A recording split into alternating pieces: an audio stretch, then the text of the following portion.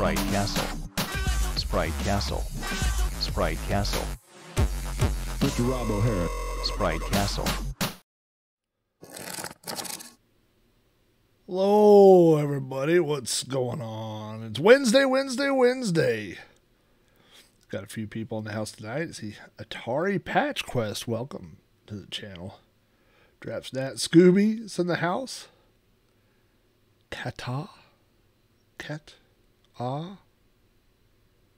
Which is Hetak backwards. Pencil. Salted Water, if that is your real name, which we know it is not. Steel Rat on, what would you be? I was going to say Steel Rat on the bass guitar. Not really a bass guitar guy. On the drums. Yeah, Steel Rat on the drums. And Steve Burt's in the house. I know I saw Scooby. Oh yeah, I said Scooby. What's going on, everybody? Hope everybody is having a good week. I had a good week last week. I went, we took a mini vacation.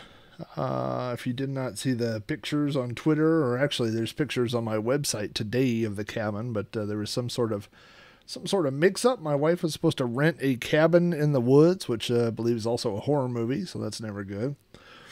She was supposed to rent a cabin in the woods for 4 people, and we got a cabin that slept 20 people. So that was a fun surprise. I think she said it's 4,000 square foot. I don't know. And it's all one story, so it made it seem even more large than it was. But there were beds for days. The kitchen just went on for, I mean, it's, you know, if you were going to have 20 people crash at a place, that's what it looked like. I've never seen, I don't think I've ever seen queen-size bunk beds before, and I've definitely never seen queen-size bunk beds, 2 sets of them end to end. Like when you walk into a room, one room, and there's a king-size bed and then 4 queen bunk beds, you know, that is a place to crash. So anyway, it's funny that we planned the trip during spring break, but it was a 3-day trip, and my daughter's still in high school, so it worked out for her. My son is taking a free semester, or a semester off, so spring break really means nothing to him. So my wife was able to retire from work a month or 2 ago. So spring break means nothing to her, and I just use vacation. So we were like, let's schedule it during spring break, but there's only one person really that's affected by spring break. Anyway, it was a good getaway. You know, there's something. There's many times where I said, man, I'm going on vacation, and the first thing I did was grab my laptop and my tablet and whatever portable gaming system I had, and you know, like 2 bags of electronics. And don't get me wrong, I took my laptop and my tablet, you know, and of course my phone. So really, I don't even know why I'm saying that, because I did what I normally do. But we spent a lot of time unplugged, which was kind of nice. There was a little rec room area in the cabin that had a pool table, and so we played a bunch of pool. I haven't played pool in a long time, and it turns out you can lose those skills. I used to be quite the pool player in my day, but my day is not today. And played some foosball. They had all this stuff set up. And like I said, it was we kind of rented a community center on accident. You know, I posted some pictures towards the end, but there was a hot tub that was just out. The actual cabin was on 4 acres. So it was but when, you know, they say 4 acres, but really it was like an acre and then 3 acres of forest that you couldn't really go to. But that's space where other people can't go to either. So it's a buffer, but it's not like there's 4 acres to drive around on or something, you know, but, the 3 of the 4 acres were just forest that looked down this mountain. And it happened to look towards the west, which is where the sun was setting, and there was a hot tub right on the edge, right before it started going back down the mountain. And so you could just go sit out in the hot tub and watch the sunset through the forest. And I thought, this is all right. And then right next to it was a big campfire area, and the kids cooked hot dogs on branches. So, yeah, that was all right. What's up, Drezu? So, yeah. All right, let's get this fired up here. I've got, so you know what, I got to move something around here. Got to move this window over here. You can't see this window, but I can see it, and I know that the game window is going to go.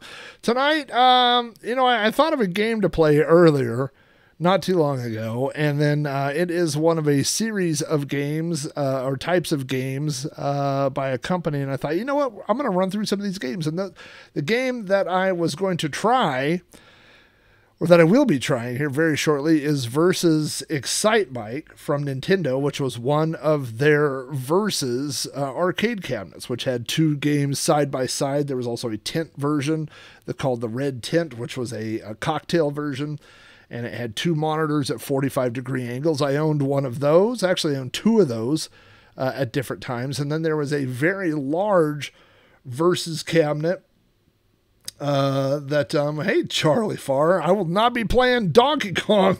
Charlie Farr is a Donkey Kong master who I would embarrass. Oh, hey, it's a raid. What's going on? What were you guys playing over there tonight? Yeah, I watched Charlie one time stream Donkey Kong, and I have a video on YouTube that was like a Donkey Kong thing for beginners, like, oh, this is, you know, and I was like, I got to go take that down. I am a garbage Donkey Kong player.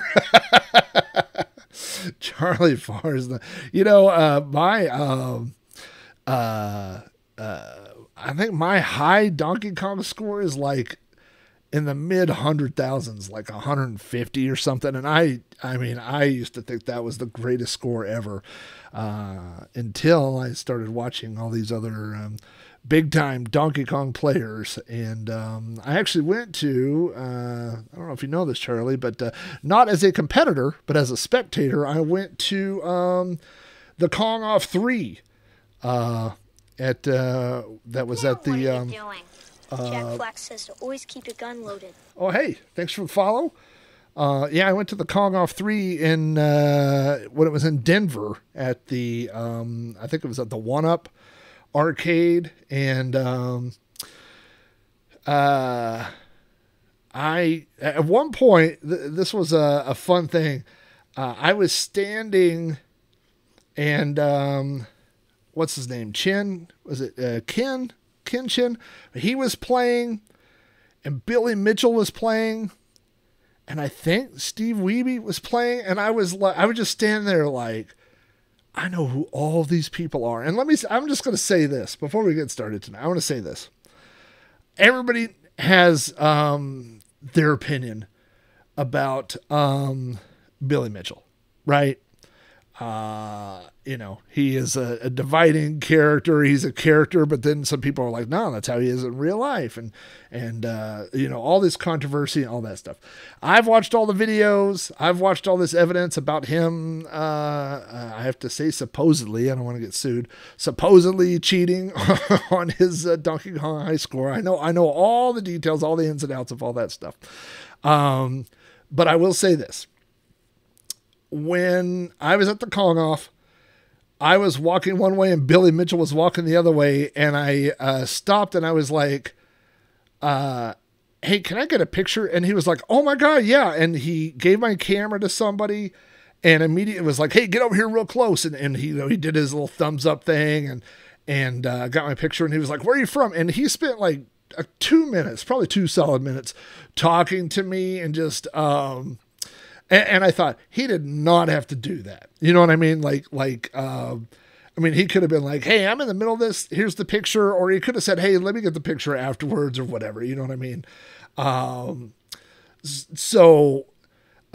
then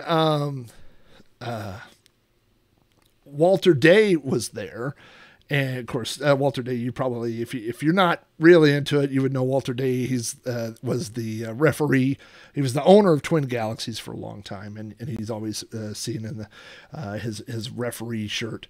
And they had just, I think Walter Day, I think they were just coming out with those they had like the video game. I think it was Twin Galaxies trading cards. You remember that? They were releasing the trading cards, and they were showing them over in the corner, and they were standing over by one of the new 4-player Pac-Man machines. And anyway, they were showing the cards, and then they put the cards up, and we were all there, and they said, hey, you want to play a game real quick? And I said, okay. And my buddy was there, so it was me, my buddy, Walter Day, and Billy Mitchell, and we all played the 4-player Pac-Man game. And so anyway, it was a fun weekend. The only thing I will say about watching a bunch of people try to push for 1,000,000 points on Donkey Kong is that it gets boring, and I don't want to say that it's boring, but it just kind of gets repetitive is probably a better word, because you watch, and they had like you know what I'm gonna do, hang on, I'm gonna wing something here real quick. Hang on with me here.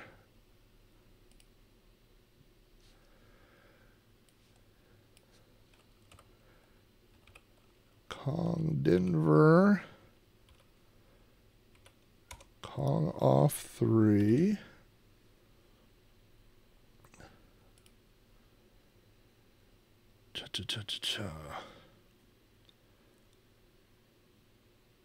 Okay, let's go to the tape. Not really a tape. That's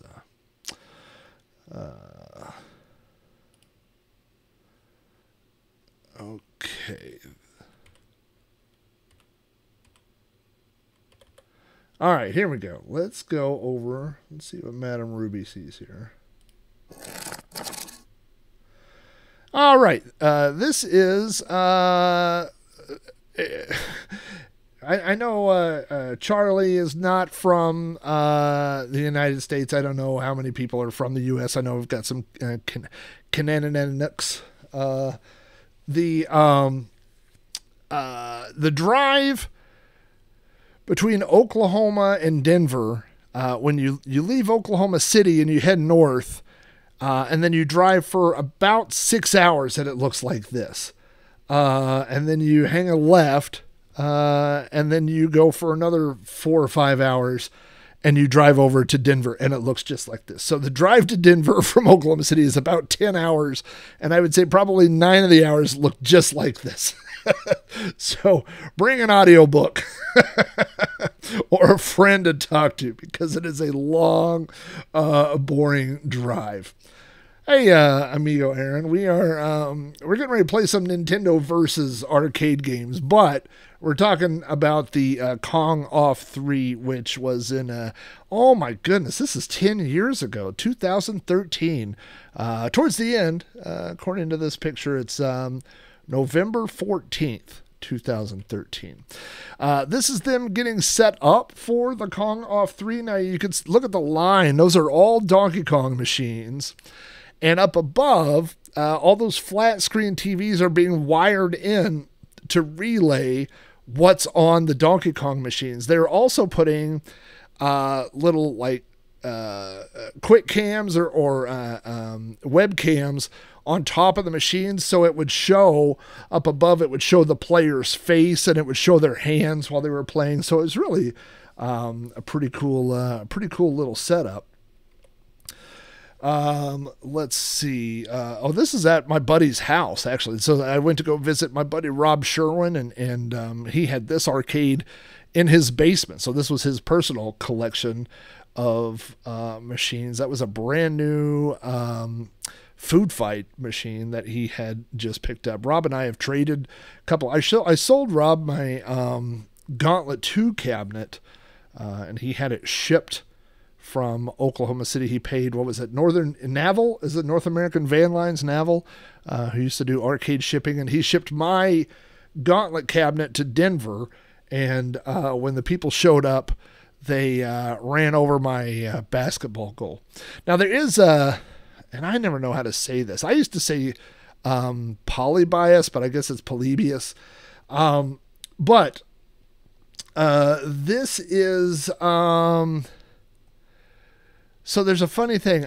I believe my buddy Rob, and I'm 99% sure this is true, came up with this font and came up with this side design of these stripes on the side of his Polybius cabinet, which you can see here. And every single picture, every article, every artwork, everything that has a mock-up Polybius cabinet looks exactly like his. And I believe he came up with this. But they all look exactly like his. And he had posted pictures of his online. And then people Googled it and got that. By the way, this is just a 60-in-1 JAMA cabinet. But it's a funny thing for when people walk in. It's one of those things, when you know, you know. There's my buddy Rob and his wife Melissa. Denver, I don't believe, is known for its pizza, but he said, I got to take you to this pizza place, and they are known for really large pizzas. So now Aardvark is from Rochester, and so I know he's going to represent the New York pizza. But this was Denver's pizza, and I'm going to tell you, that's a big pizza. That was a very large pizza. I'm not going to say it was good pizza. I mean, it's okay, but it was large. So that was its selling point. Not that it was good, but that it was large. This is not the one up. This is the night before. This was a different place we went to in Denver called Lions Pinball, which was mostly pinball machines, but did also have an arcade. So these were all, and by the way, this 2013, I don't know what phone I had to take pictures with, but I'm going to say not a good one based on these pictures. What do we got there? Split Second and Twilight Zone. Can't go wrong with a Twilight Zone. Anyway, some random pinball machines here. This is an environmental Discitron. You don't see one of those every day. That's always a fun thing to run into at an arcade. When I was a kid, I thought that cabinet is so big that you could just live in there. Like, I would just buy this and that would be my apartment. I would just move into an environmental Discs of Tron. And let me tell you, 40 years later, 30 years later, whatever, this opening in this area, not as large as I remembered. It's much smaller as a man in his late 40s compared to a teenager. I could not live in there, and I could barely get in there. So, environmental Discitron, but that is a fun game for sure. What else we got here? Safe Cracker. That's a good one. Is this Aardvark? Why is Aardvark messaging me when you're in the chat, you silly boy? You bought an environmental Discitron? Those are awesome. It's one of the few games I'm actually good at. I was good at it. Rolling Stone. This was the back room there. This was like a music section. Look, there's Pinball Wizard. Let's blow this up here. This was like right around, Monster Bash. Yeah, that was good. There's the Guns N' Roses one. I think the Rolling Stones was in there. This was like, this is the Metallica one here, right? This was like right when the Metallica one came out, and it was a big, that was a big deal at the time. Look at that. The Pinball Wizard. I remember when rock was young. Oh, wait, that's not Pinball Wizard. He's a Pinball Wizard. Look at that. Captain Fantastic, which is also kind of the Pinball Wizard. I mean, it's obviously Elton John on there. And there's the famed Metallica. This is such a fun table. Of course, it helps if you're a fan of Metallica, which I am. But you unbought it after that. That's terrible. Drezu says Donkey Kong and Tron would be the two cabs I would want in my house if I had the loot. Well, here's the thing. I made a list. Aaron knows this list. I made a list right in the very beginning of 5 cab. Well, not in the beginning, but as I went through collecting arcade games, I eventually made a list of 5 machines that I would never own, and Tron was on that list.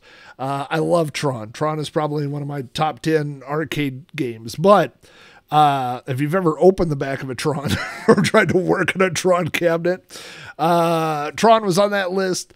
Pole Position was on that list. Spy Hunter's on that list. What else would be on that list? I don't know, man. There's just some games that were super fun, but just terrible nightmares to work on and nightmares to keep up and running. Number 4 would be anything with a vector monitor. I don't know, but man, they were there's just a few of them, man, that were, Aaron says he owned a Tron for years and it fully worked one day. You know, one of the greatest things, about the resurgence of arcades and barcades and retro arcades and things like that is like, you could go and like, when I see a Spy Hunter, I will immediately go play it. And 9 times out of 10, not everything works on it. You know, you'll be like, oh, the gear shift doesn't work, or one of the fire buttons doesn't work, or whatever. But I go play them, because I'm like, well, thank God somebody else is going to keep this thing up and running, not me. Yeah, there's a few of those older ones, man. I mean, when you start getting into stuff that have like, boards and daughter boards and 3 motherboards. Like, I think Pole Position has 3 boards that are all connected, and it's just a mess. It's a mess. There's Metallica. Well, we got to get through pinball. Hey, look at that Playboy. I believe the 2-up or the Lodo 1-up has a Playboy machine, and they have the alternate back glass that has naked ladies on it. But you got to be, it's a bar, so you got to be 18 or 21 to get in anyway. So, Arcade Club. I've heard of Arcade Club. Yeah, you know, it just becomes a thing. Like, Steel Rat knows my pain. You know, I owned at one time, I owned about 30 arcade games all at the house.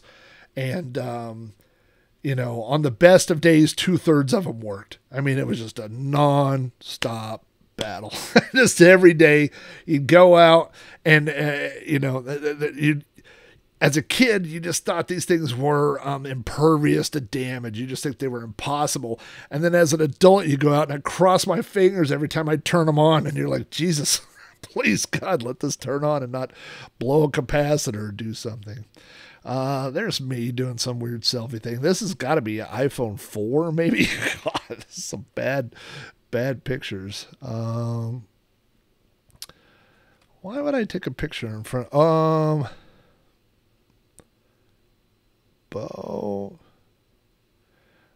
Taking a picture in front of either that car or that sign. I have no idea what. Oh, this must have been some restaurant we ate at or something. Here we go. Look at this, baby. This is the Kong Off 3. And when you get there, this is basically, that banner is like at eye level. And then you can see that the 1-up, you go downstairs to go in. So there's like a opening kind of level, like a, is that a mezzanine? Is that what that's called? I don't know. But there's the old Kong Off 3 banner. That's Billy Mitchell right there, I believe. You can always tell, even though the pictures are dark, whoever the tallest guy in the picture is that Steve Wiebe next to him? No, I don't think so. I don't think so. Is it Wiebe? It kind of looks like it. I thought for a second, I thought he had a beard, but it's not his beard. He's got his head turned. He's looking this way. I thought this was a beard for a second. Yeah, that is Steve Wiebe. Look at that. This is the score that they showed. And, I mean, I don't want to spoil it, but I want to go to this side first. There's Kyle is at 1 million already. Corey Chambers. Look at these scores. I'm telling you what, we got to get, they do another one of these. We got to get Charlie Farr over. Charlie Farr, Where are you at on this score? I mean, you're what? You're a 1,000,000-point guy, aren't you? 900 or a million? I mean, you're up here. Here's me tied with Billy Mitchell for 0, by the way. So what was funny is that Billy Mitchell kept, and I forgot what the rules were. It was like you could, I was going to say you're a 1,000,000+ guy. There were like certain rules, but then you had certain times that you could go or whatever. And, but it was like these are the wild card guys. These were the top 12 guys, but Billy was like not playing when everybody else was playing, and people were waiting to see him, and he wasn't playing. It was kind of, there's weird stuff, but yeah, if you're into the Donkey Kong scene at all, you're going to see some names on here that you probably recognize. Most importantly, let's see, here's Hank Chin over here, who was or is the world record holder. There's Robbie Lakeman, who, if you've watched those videos, you probably know. There's a few other big names, lots of big names on here. It just goes to show that, I mean, you know, what's funny is like none of these people, possibly Billy Mitchell, would get stopped on the street. But yeah, see, Charlie's a 1,000,000-player guy. Yeah. So anyway, lots of names on there. This is, this is like what it looked like. You could see the machines, and then this is like this is the flat screen TV. It's kind of weird. This is the flat screen TV that was up hanging on the wall, and then it would show, like, it shows different people's games on the screen, but then there's a video of Steve Wiebe, like that's his face, and then that's a light reflecting off there. Like, bad photography on my part. So it would go through different players and stuff like that. Yeah, this is in fact, this is a washed out version of it. I think I have a slightly color corrected one, but that's me in the middle with Walter Day and Billy Mitchell. And like I said, and Walter Day, I've met Walter Day on 2 or 3 occasions, and every time he comes up and he talks to you like an uncle that lives out of town. Like, he comes up to you and he's like, "Oh, how have you been? You know, I haven't seen you. When was the last thing you came to?" And you talk to him and this and that, you know, and I talked to him, and the first time or maybe the second time it happened, I was like, he doesn't remember me. He does this all the time, but he does it so well that you wouldn't know it, you know? But he does that thing where he's like, "How have you been?" You know, just very, down to earth and very nice guy. And everybody there was super nice to us, you know? By the way, this was a free event. We didn't pay money to go into this. This is literally just it wasn't like they didn't sell tickets or something. We just walked in off the street. So, who is, you know who that is? That is, for you podcast people, that is Mike McGinnis, who used to be the co-host on the, No Quarter podcast, that he did the arcade podcast, No Quarter, with, Vance, Carrington Vance, sorry. And then Carrington bowed out of the show, and he and I had met Mike at this show. And so Mike and I ended up carrying the podcast for about 6 months, I think, something like that. And then the Vintage Volts, I think, came in behind me. So, but Mike McGinnis was, just a super nice guy. And No Quarter, of course, the podcast went away, but if you could find old episodes of No Quarter, it was a really good podcast. There's Billy Mitchell. There's the man just right there. This looks like it's kind of looks like a backstage area, but if you've ever been to the one up in Denver, this is like dining room tables. There's like 3 or 4 tables, and they just kind of taken over, that area for the contest. So it looks like I'm backstage or something, but I'm really not. I'm just standing over there. In fact, I think we'd ordered some food. We're waiting on food. Yep, there's Billy the Man. And you can see right there, I believe, I'm trying to see what he's holding. Was he holding a microphone or is he holding a phone? I think he's holding a microphone. He might have been talking on something. But anyway, like I said, everybody there was super nice to us. That's Mike McGinnis, and we left and we took a break and we went back to Rob Sherman's arcade. Now, Rob Sherman doesn't live here anymore, so I feel okay showing off pictures of his home. But I believe, I don't know if I've got pictures of it. I'm hoping I do. Yes. He had just bought a brand new in the box Tron machine. And so this is a brand new, straight out of the box Tron arcade cabinet, which I believe he told me he was going to I don't remember. I'm going to screw up the story, but he was going to buy something like a motorcycle or something like that, and then he decided to buy the Tron cabinet instead. But I mean, I think it was like a $7,000 or $8,000 purchase, but it was brand new, so nothing wrong with it. That's Rob Sherman's Vectrix, which I played on. All right, these are like vacation photos. Who cares about that? This is back at the 1-Up. This was the part of the arcade that wasn't the Kong off, and it was still open for the public.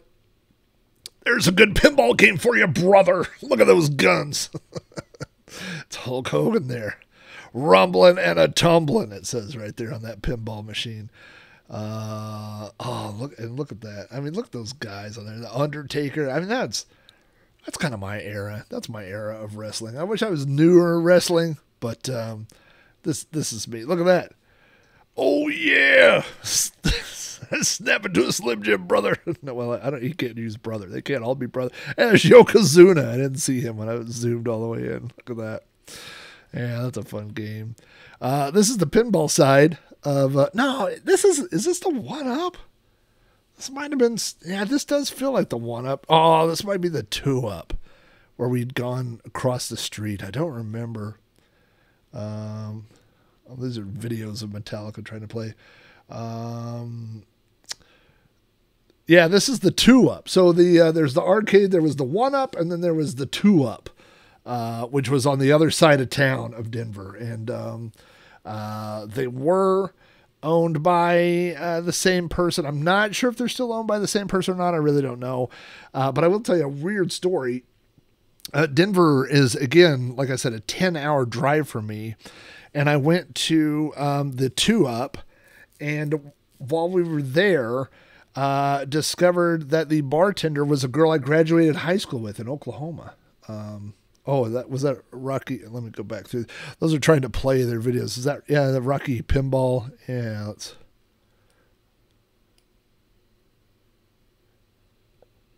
lots of cool stuff on the walls at that place. Let's get past these Metallica. Oh, and now we're back to the tournament. We've gone back over to the 1-Up. And now we can see separating the men from the boys here. And now we've got up at the top. This was Jeff Williams was still in the lead here at almost 1.1 million, which was a really, really, really high score. Hank Chin is in third. Steve Wiebe is in fourth. And if we look down here, you'll notice, hey, Robbie Lakeman's down here, 14th. But Billy Mitchell, now, so in the other screen, there were people that had already won. I mean, like by default, oh, that's what it was. That's why he didn't play in the first round, because they had already qualified to go to the final round. So their score, I guess, didn't matter, but then the other people were fighting to get into the tournament or something like that. But maybe he was just having a bad day. But I don't remember that anybody. I don't think any of the Donkey Kong controversy was out yet. But it is weird. I'm not going to say suspicious. I'm just saying weird. That out of 22 players, he's 22nd. But I mean, that's not a crap score. 600,000 is a pretty impressive score at Donkey Kong, you know. But it's not going to get you the world record. So here we go. This was more what we spent several hours hanging around doing, and as you can see, they're playing the machines down here, and it's very difficult to see the machines. And so up here on these TVs is where you can see the people's names. And again, you've got different boards, different machines, but you can see the people's faces. That says Dean right there. So yeah, you can see the different people's names up there. So that's kind of what was going on. Oh, there's Hank. It says right there. So yeah. Oh, look at that. There's some live action. Look at that. It's just like being there. Let's see that again.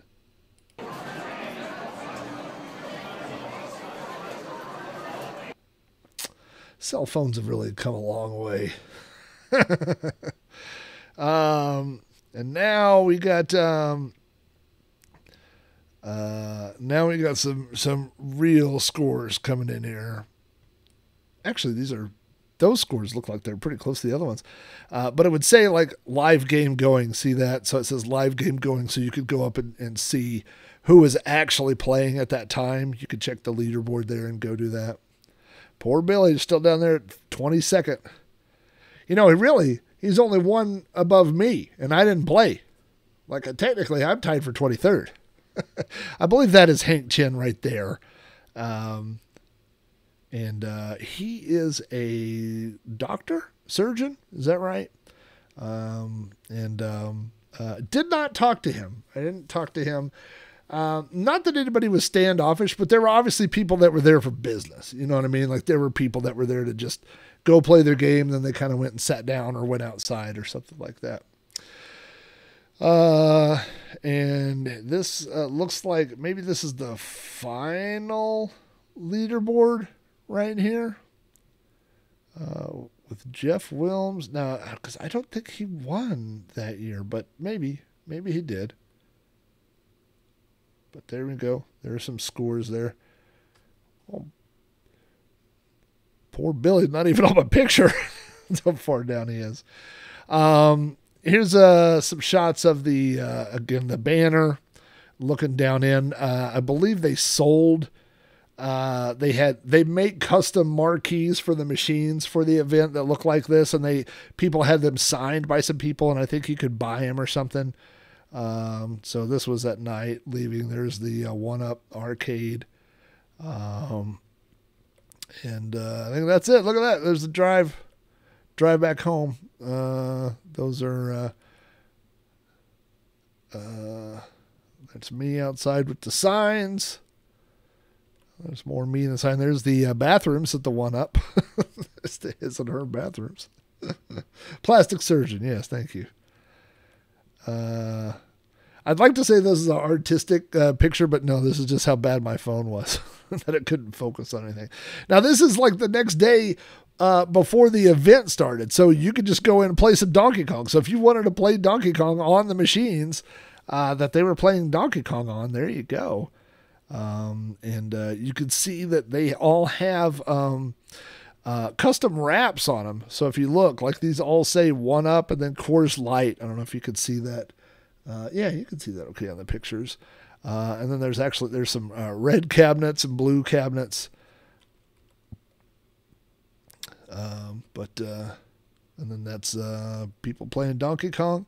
I mean, really, if you want to say it's people playing Donkey Kong, that kind of sums up the whole event. That's a good shot, though, of the marquee.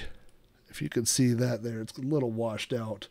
But it says the Donkey Kong Off 3. And then you've got other artwork on there. So, yeah, really, really fun event. This is some of the collectibles that they have. They have a little collectible closet at the 1-Up. And I always get a kick out of going through people's like museum displays and going, got it. So I don't think I have whatever that is. Some Donkey Kong canned drink. I don't think I have that. I definitely have a ColecoVision. I have those Intellivisions. I have an Atari. And there you go. There's the final logo there of the Donkey Kong 3. You know, I don't know. I would think that it would. I know that I mean, I think leaf springs are going to be, you know, because the original would have you would have leaf buttons and you know, that Nintendo joystick. So I think you'd be used to playing it, you know, that way. But all right, let's get over here. That was a little side run through the old photo album. Let's see. We want to do. I think we want to do MAME wide. Let's take a look here and see how this looks.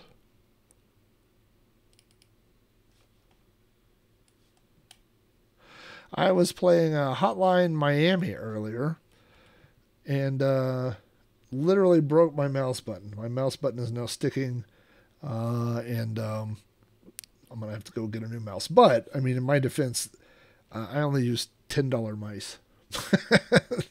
They're like garbage mice from work. So, let's see what we get here.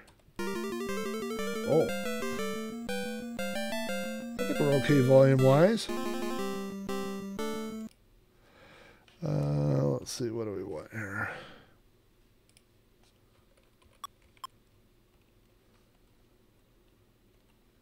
Oops. I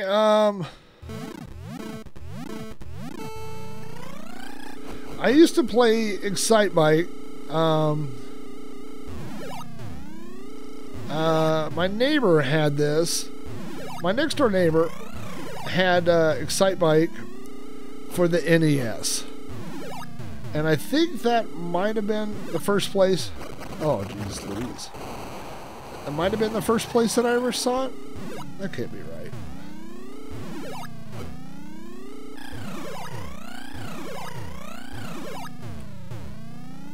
Oh, man, I was trying to do a cool wheelie.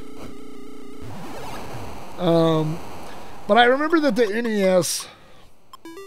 I think I've talked about this, but the NES was... I'm going to turn this down. It's not loud for you guys, but it's super loud in my ears.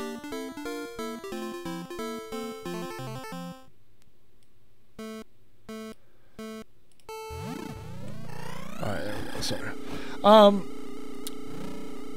I was, as you know, a Commodore 64 kid. And the best thing about the Commodore 64, other than the fact that it was the greatest computer of all time, was the fact that you could get free games every day. Like every day, I would call BBS's. Oh no, yeah, I was gonna hit that guy. Oh, come on.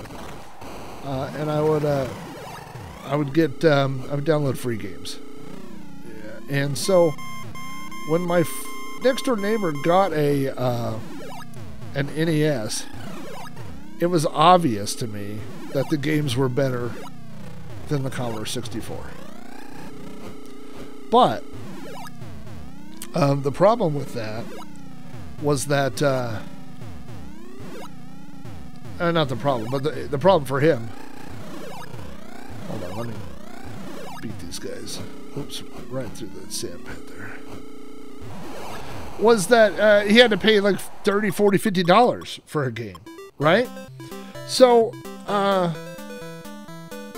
Excitebike was better than anything I had on the Commodore 64. It was so good. But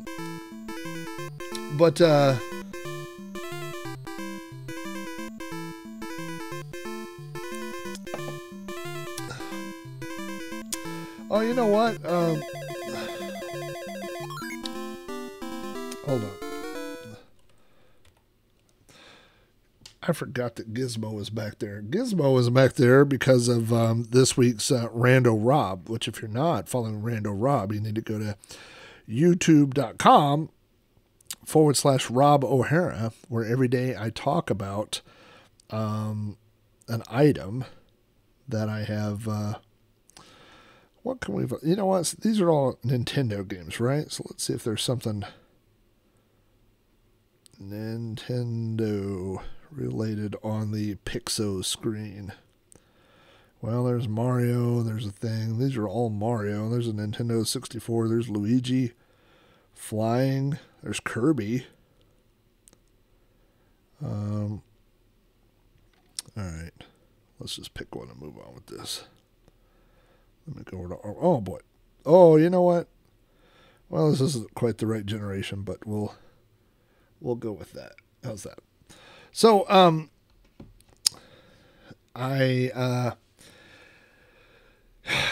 boy, you're not telling me nothing. I'm behind on everything. So on Rando Rob on this week, I pull out. So on Rando Rob, if you don't watch Rando Rob, I pull out something that I own of my vast collection of weird things that I own. And many of you know that I collect vintage lunchboxes. And so when I started searching for, when I decided I was going to start collecting vintage lunchboxes, I'm talking about the metal ones from the 80s. I was using Google, and I started looking for the Gremlins lunchbox. And a search hit came back for something that was for sale. Let me unplug these for a second.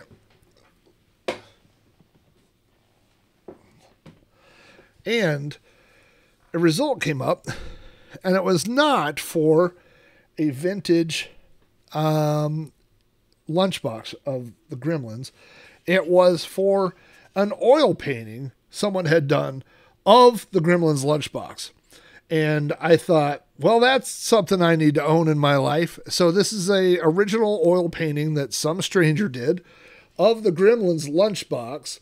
It's a very weird three-dimensional angle.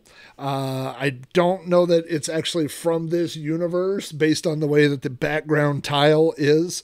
It is a copy of what's on the Gremlins lunchbox, but it's a somewhat... there's some artistic license in it. Let's put it that way. So instead of the lunchbox, which I also do own the lunchbox now, but I also own a painting of the lunchbox, which is one of the stranger things that I own in my collection, which is why I had Gizmo back there on the screen.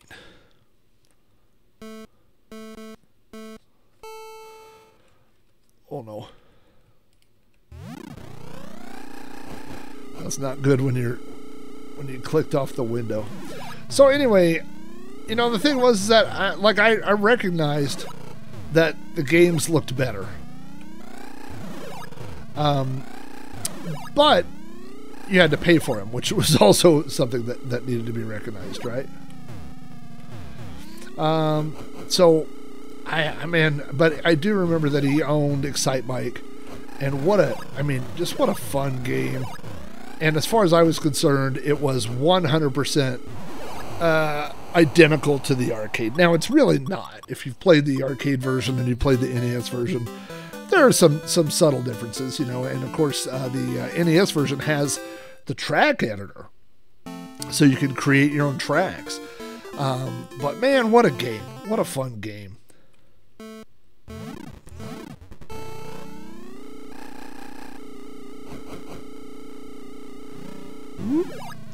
There's not much to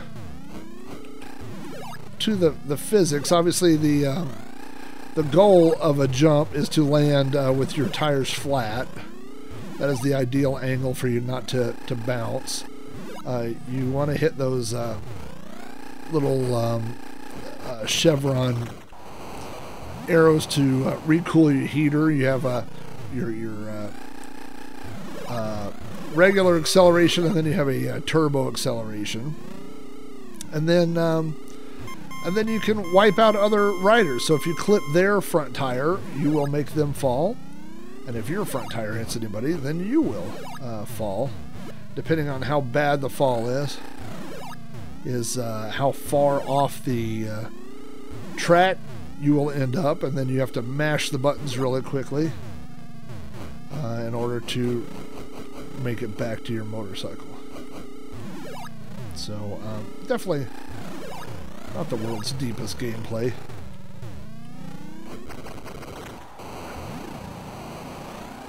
And then, just like any good racing game, if you qualify to go to the next round, if you don't qualify, then you're gone.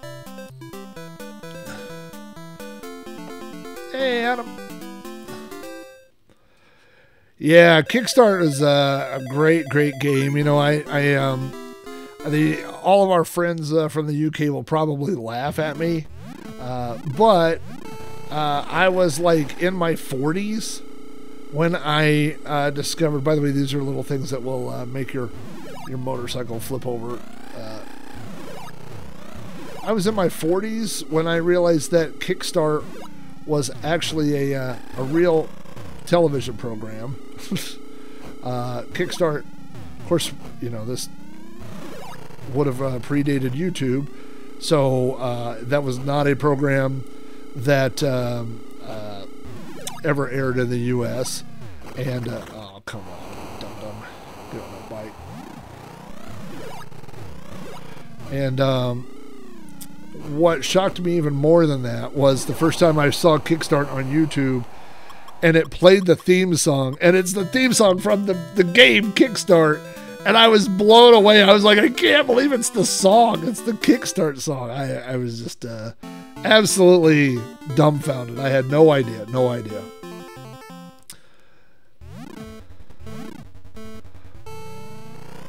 Yeah, NAS definitely had the Commodore 64 beat in terms of, you know, the two buttons, and, you know, that's something that, no matter, oh boy, get back to your bike, you dum-dum. I mean, no matter what they do, they're never gonna, now you can kind of bounce off your front wheel and get a little bit of clearance. Things are not going well for me here. You can get one bounce off the front wheel before you flip over. Bad landings all around. Let's see if I can.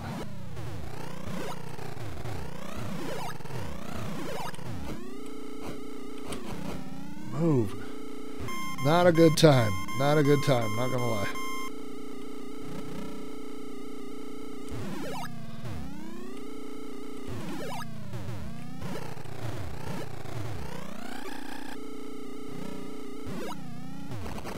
Too long on the front wheel.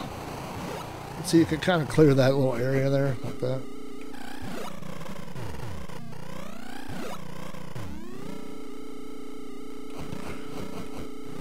Let's see if I got enough time left. No, not if I'm going to do that.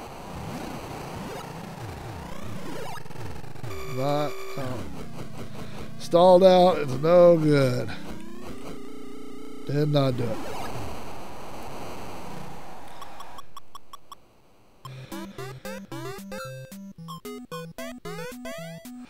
Kick the can down the road, little versus Excite Bike. Man, you didn't make it. Oh, I put extra quarters in. Let's go down here. What does this get me? Oh, I just hit hard, but I'm on the same level, which is even worse. Why would I do that? Why on earth would I do that?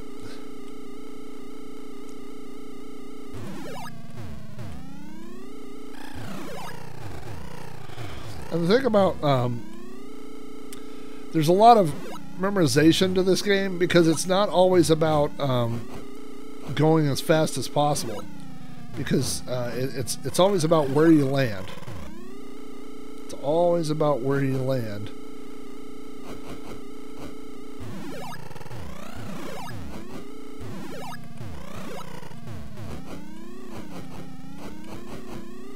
There we go.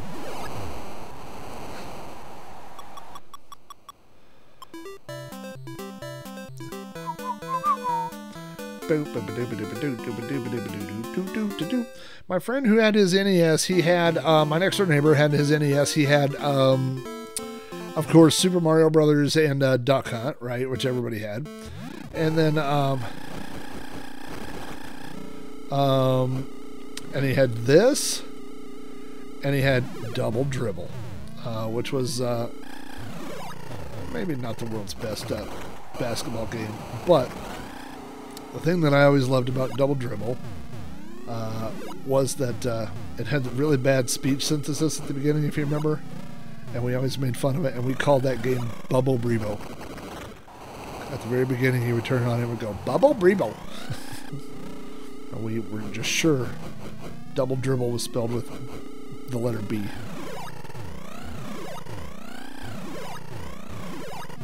That was better.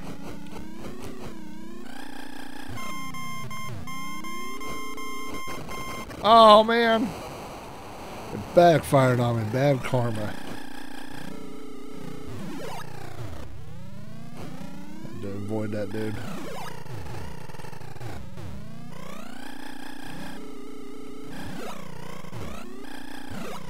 Come on. Oh.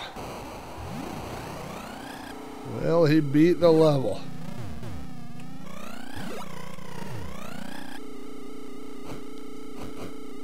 Seems possible.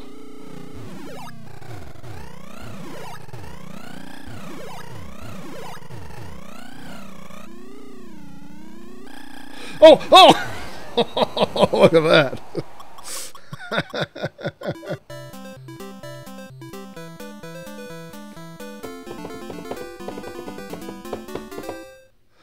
Bubble Brebo. Woo, baby.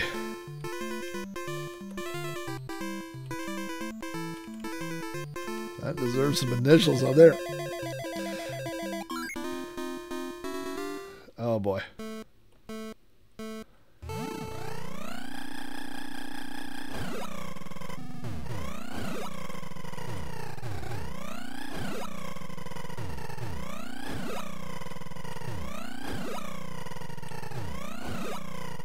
Oh, see, I went too far.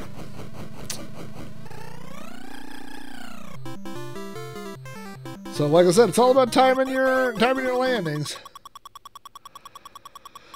All right, after this, once I die on this one, we're going to move on to another versus Nintendo game. Ooh, this is a hard level. You got to determine, are you going high or are you going low?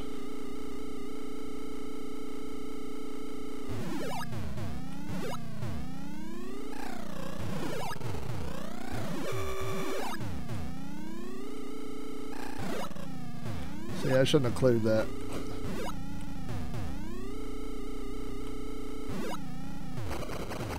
Oh, I shouldn't have counted.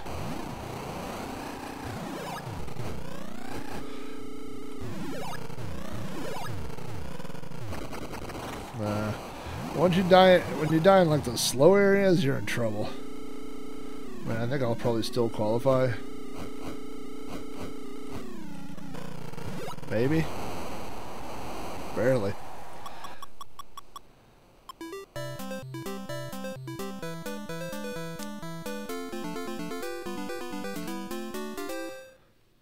Yeah, I forgot that the NES one doesn't have the bonus level.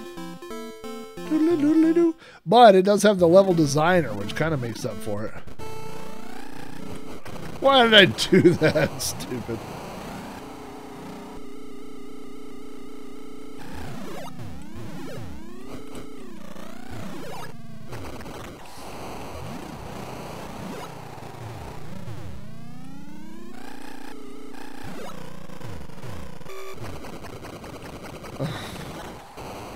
Well, this is going nowhere in a hurry.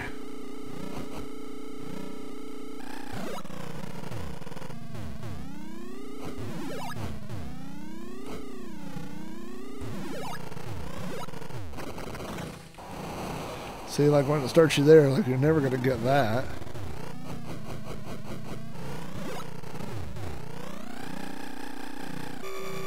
Can't move now. That guy is blocking my way.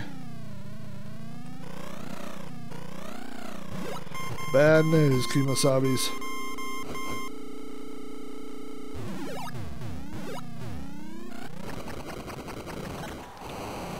Well, Yeah, I deserve that one.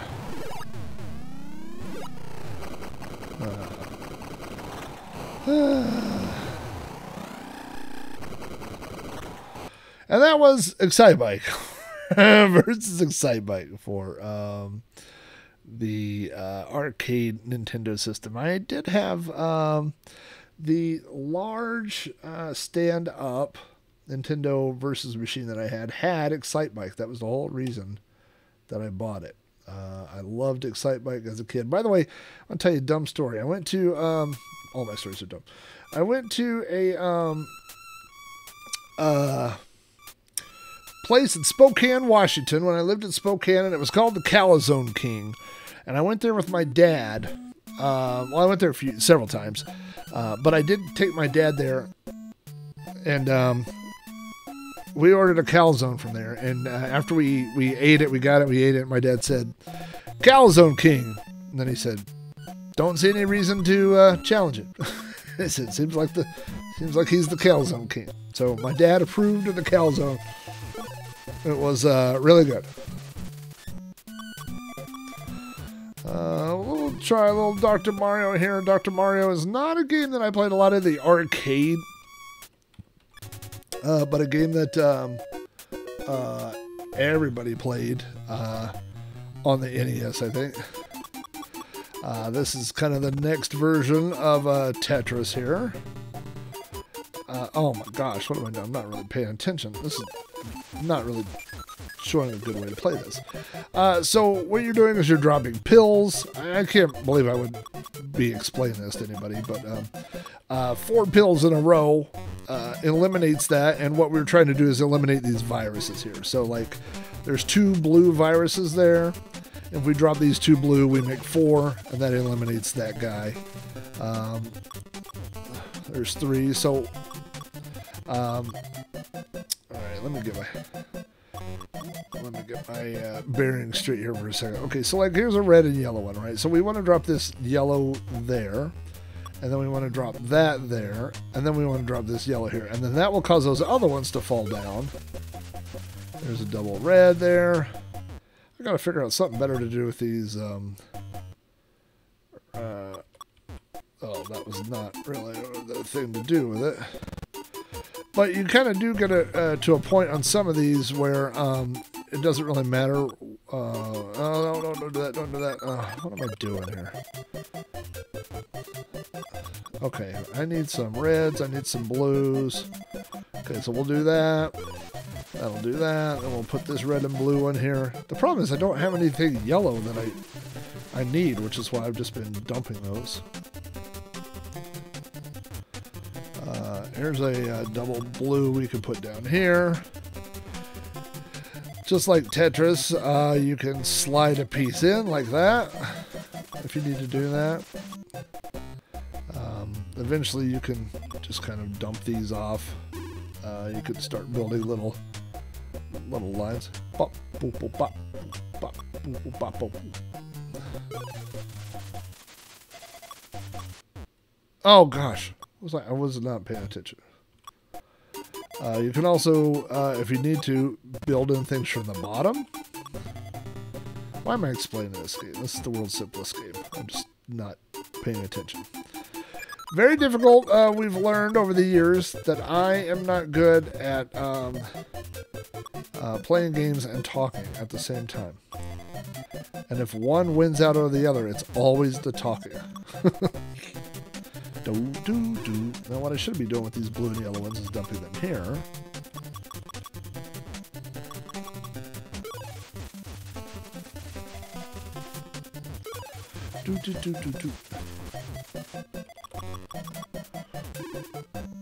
Like that. And then now we just need to, what do I need? Some reds.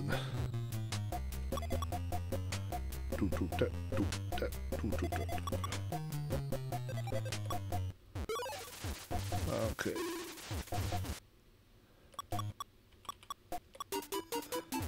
So let's just, and you can see every time you knock the viruses out over there, that they go, oh, they fall down a little bit over there. under the microscope. Here's a fun story for you. I briefly dated a girl in high school, very briefly, and she had two younger brothers who were twins, and they had a Nintendo, and they had this game, and so I would go over to her house after work and play Nintendo, and all right, watch this.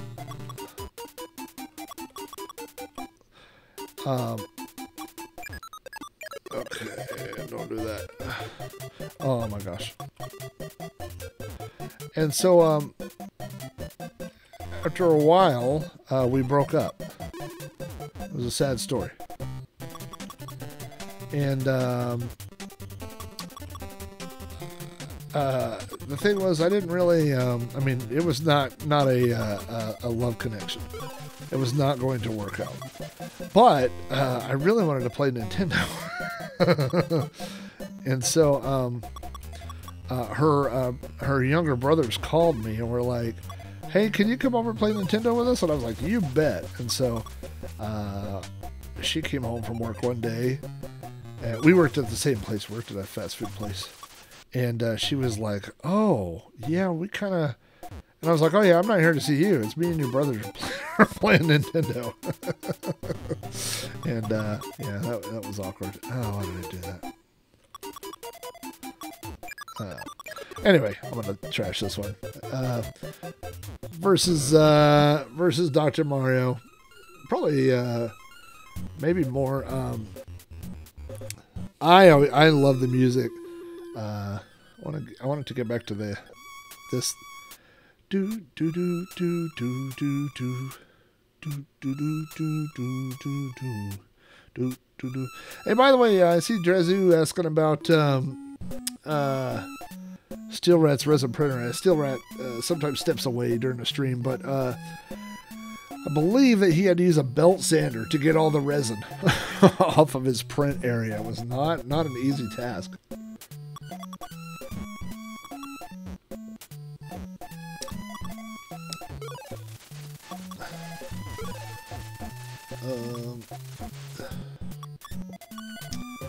Just scrolling back up here real quick. Yeah, this was like I said, this was our game until we found Tetris Attacks, which Tetris Attacks, like my wife and I got into a fight one time. We didn't talk for about a week over Tetris Attacks. It was not a pleasant week. Any game where you can cause damage to the other person's side is not not good.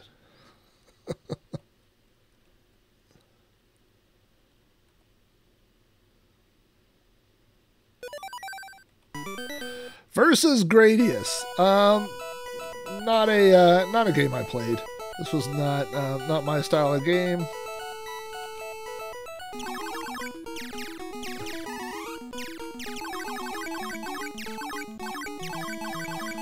Not a type of game that I was good at.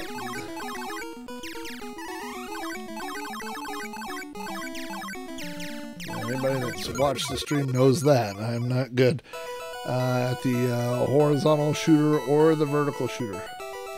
Or the any other kind of shooter. That was dumb.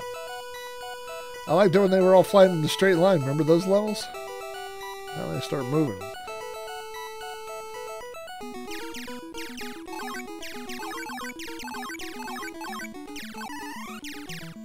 Oh, better get these dudes. That's the music.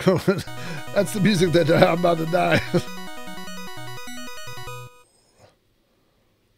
Alright. Let's give this a little bit more honest effort here. Okay, well, I'm not going to get none of my bonus stuff without...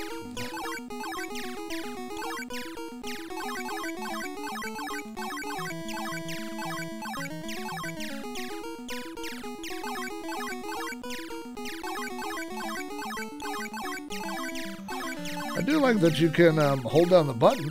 That's nice.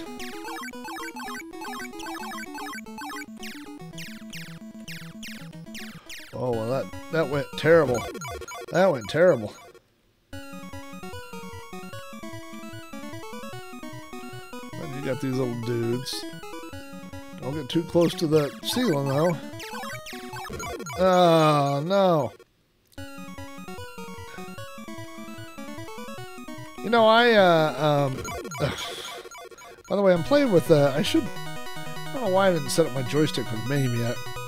I'm playing with a keyboard.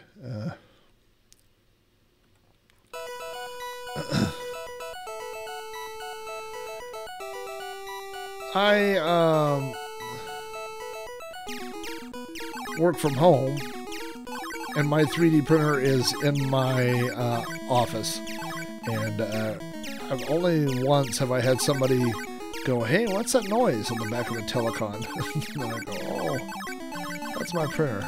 I will get on mute."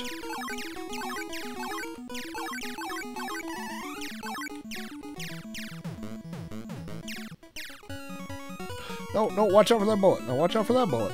The bullets are very large and dodgeable. It's like I'm being shot with large tennis balls, like a beach ball. Like, watch it. Why must I suck so badly? Why did that happen? Alright. Yeah, I mean, it's going to take more than a joystick, I think, for that. What do we got here? I don't know what that is. I don't know how to play that. Do I know what this is? Do I know this game? I feel like I should know this game. There are problems with this game. I mean, the biggest one is that I'm playing it. Oh, cool. I'm Spider-Man. Alright.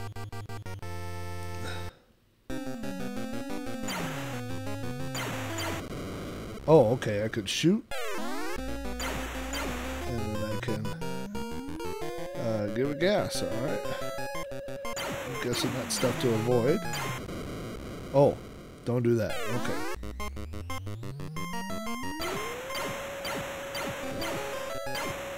Okay, watch out for that. Okay. That's pretty easy. Not so... Well, what's easy? Well, that was like a Tron moment. Are you a user? Yes, yes, yes, yes, yes, yes. Watch out. Not the easiest game in the world. Well, I gotta watch, apparently there's a reason that they gave me that rearview mirror. Alright, I'm now watching the rearview mirror more than I'm watching where I'm going. Okay, get out of the way, get out of the way. I was moving out of your way and then he swerved over to hit me. Okay. Okay, watch out. Okay. Guy's coming on the left, he's coming up. Am I not going fast enough? Oh, shifting gear up and down. There we go. Okay, hold on. Okay, there's gas. There's second gear.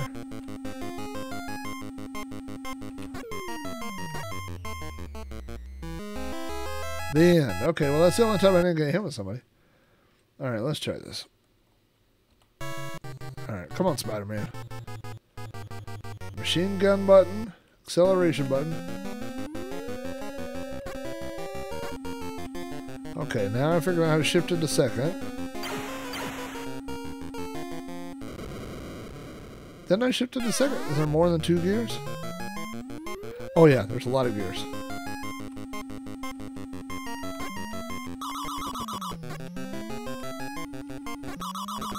Oh, there we go. I almost had it in fourth for a second. To me, that's the game. Can I just get it into fourth gear without dying? All right, now we're... Oh, there we go. Oh, all of a sudden there's a game. I see. All right.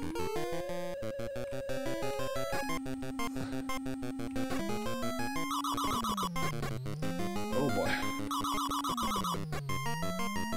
Get back on the road, I don't remember all these curves. Weren't a lot of curves when I was driving around in first gear all day.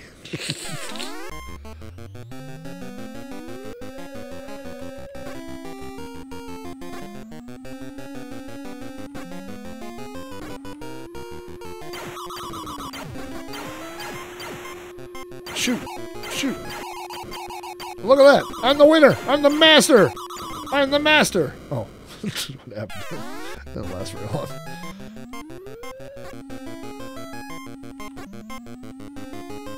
Alright, let's go! Let's go! As the kids say. The end! I won! I won the game! Alright, let's try that again. I'm not sure that I won. Come on, Spider-Man. Alright.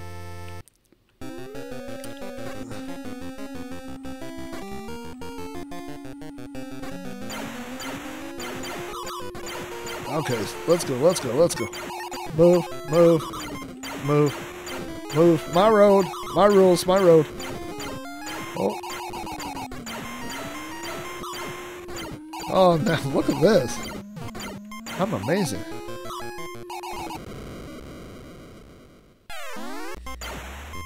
Famous last words. Can I cruise around in third? I like third gear. No. Die!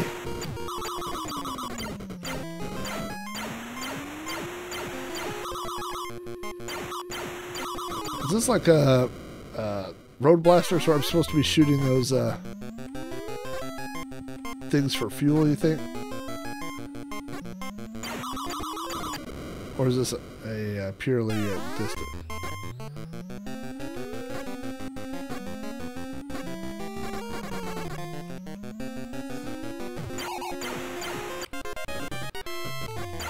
Da-da-da-da. Oh, I'm gonna have to downshift a couple gears.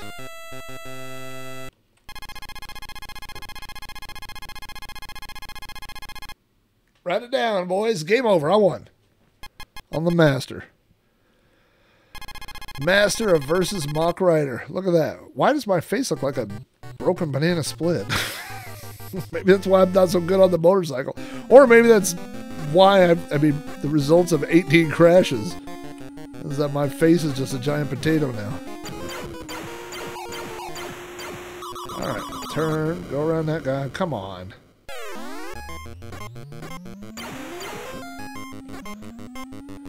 Get your stupid potato head and watch where you're going there. Die! I'm merging! That's a joke for one person in the room. Cruising on the freeway.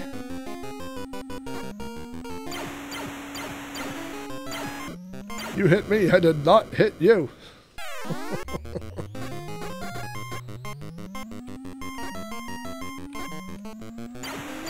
By the way, this game is obviously set up for a Nintendo 4-way joystick, which means you can't shift gears, which is done through up and down, while you're steering. So you have to let off of the left and right steering to shift up and down.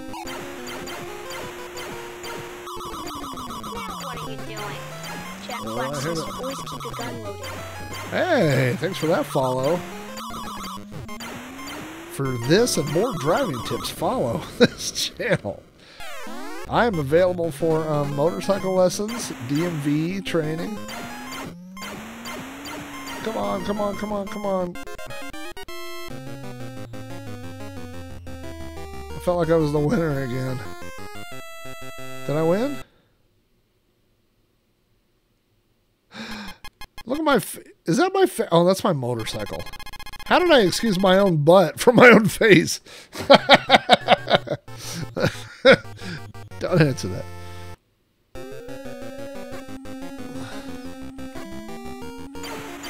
I'm on level 3. By the way, for those of you that have been following the channel, I've been streaming for about 3 years and I've never got to level 3 of any game. So, Mach Rider is my new favorite game. And we will only be playing Mach Rider from now on every week, Wednesdays at 7 o'clock Central.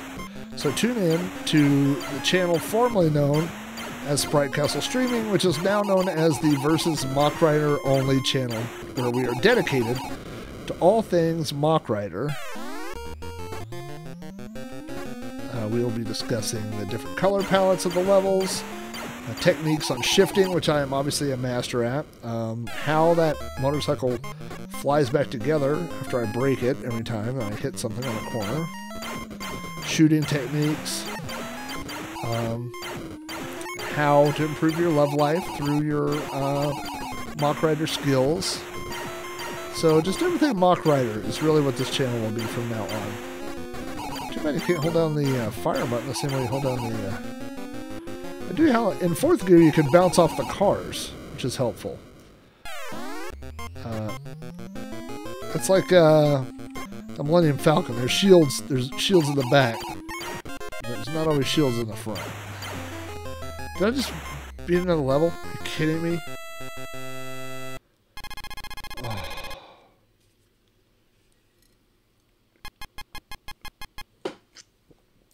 I'm getting a Mock Rider tattoo right across my stomach. Instead of like Thug Life, it's just going to say Mock Rider right there. I'm so good at this game.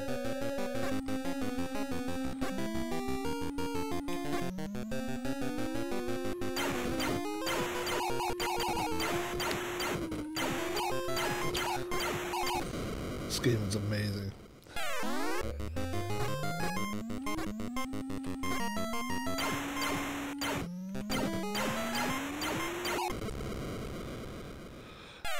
All right, come on, baby. Don't let me down. I've just put down a deposit in between levels. I put down a deposit on a Mock Rider tattoo. I'll be getting that. I'll be live streaming my Mock Rider tattoo. I'm actually getting one on my face. It's a 2-for-1 deal. So I get the stomach Mock Rider tattoo and the facial one, both for the same price. So I'll be live streaming that next Wednesday if you want to tune in. Just Mock Rider right across my forehead as we discuss the greatest game of all time and the greatest person at it, which is me, obviously. Boy, how happy would you have been at a 12-year-old if you could play this long on a quarter? Like every game I played for a quarter lasted me like 30 seconds. Oh no, I'm going to get hit. Gonna get hit. Get away from me, dude.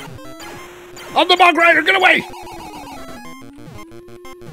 I'm Master Mock Rider! Stop hitting me. I let off the gas because I was going to shoot him in the face. The end! The end! I hate this game. This game stinks. I hate it. Well, the Mock Rider channel's over. The love is done.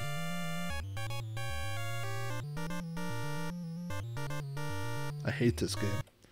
I loved it. The channel's over. Hold on. Cancel. Tattoo. Okay, tattoo's canceled. All right, what else do we got? Oh my gosh. This is one of Aaron's favorite games. And I see it right here. Oh my God. And I love this game.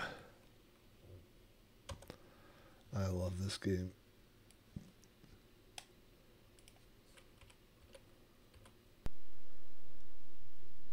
I'm better at the NES version than I am at the arcade version. 10-yard fight. If you don't know the rules to this game, you have to go... first of all, it's called 10 yards fight, which is stupid because you have to go 20 yards to get a first down. The time's always running. I mean, and the time doesn't really stop when you go out of town. It's a weird football game. It loosely follows the rules of football. There are basically 3 offensive plays. By the way, first of all, you got to run it up, run it back.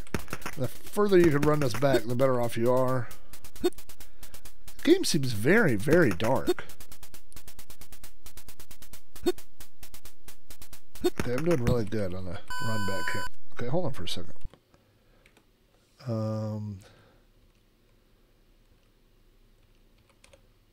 Is there a brightness or something?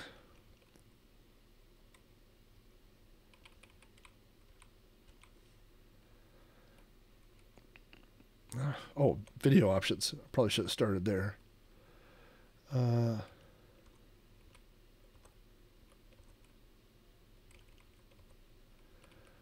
Okay, well, those didn't do anything amazing. Rotate, no. Backdrops, enabled. Overlay. Bezels. Doesn't really change. I don't know, for some reason, it just looked like it was super dark. All right. I mean, it is super dark, but... Okay, so you got Hold on. You got 3 things you can do here, because you got 2 buttons, Nintendo versus cabinet. You can throw it, you can do a lateral and pass it straight left or straight right. You can throw it downfield, which we'll talk about briefly, or you can run it. Now, if you look at where his defense is, you can't see the mouse here, but there's a guy in the top upper right, and then his defense is really stacked to the left, and you always start with a guy in motion. So the best plan here is to immediately hike the ball, throw it to the guy in motion while he's on the far right of the screen, and either run it or send that guy downfield and try to let him go. Now, the game is very two-dimensional in the sense when you throw the ball, if you throw the ball over any player, they will intercept it. And when you intercept it, you get pushed back 20 yards, and it only takes 1 or 2 of those to put you out of the game. The timer you can see is 60 seconds, and you have to score. Well, you get time if you get a first down, but you have to score. That's the whole time for the entire half of the game. Okay, so I let that guy go in motion. I'm going to throw him. And there we got a first down there. Now, we could run out of bounds and try to stop the clock. But see, it runs for a couple seconds. Okay, so there's nobody to the right. I'm going to throw to the right. I'm going to throw it to that guy. Now, you can kind of wiggle and break a tackle if they do a slow tackle, but if they dive into a tackle and hit you. Is there brightness? All right, hold on. Under slider controllers. Master volume, speaker. Oh, here we go. I was looking for brightness at the front.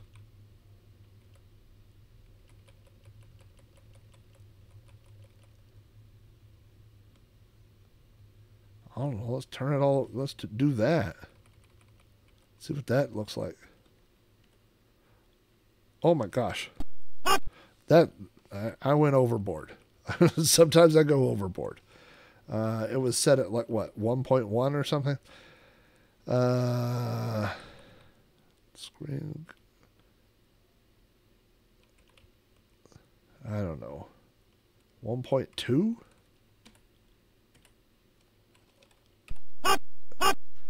There's obviously some sort of overlay that's been put over that.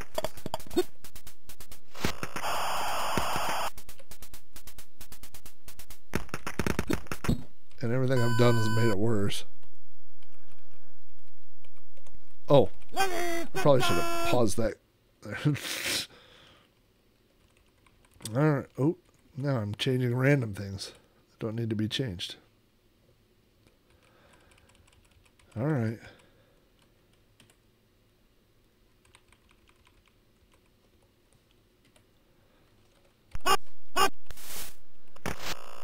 Now, see, like if I were to pass it to that guy, there's no way. I've got 25 seconds left. Okay, now look, there's nobody to the far left. So let's let this guy go all the way. Okay, then we're going to throw a lateral. And then, look at that guy. He wants it. Oh, he's got it. Oh, wide open. Watch out for that guy. Oh, watch out. Oh. But you can see I got a first down over there on the far right. Now, this is one where there's no good way, right? So we're going to run it up the middle. Yeah, wasn't great. We got 11 seconds left. we're going to try this. There you go. Interception. We go back 20 yards. This is a brutal, brutal game.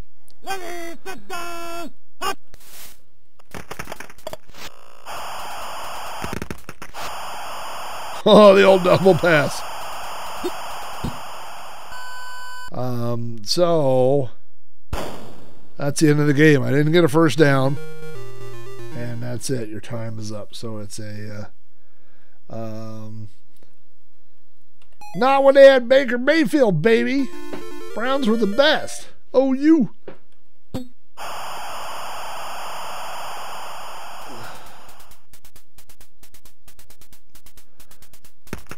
right. Oh, kind of messed up there. That was terrible. That was really, really, really bad. So your best, to give yourself the best chance of scoring is to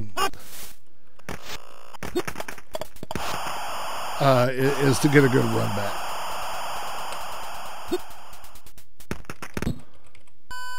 So the further you get on the run back, the further you are obviously down the field, and the better your odds are. So one thing you could do is like send that receiver out, and then as a distraction.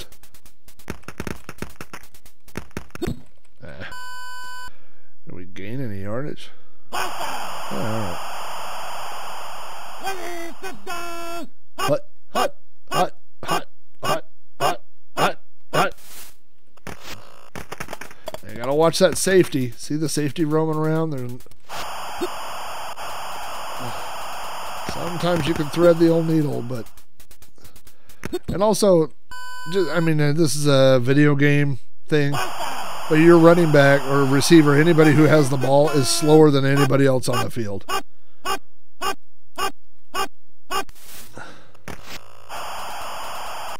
See that guy? There's no way.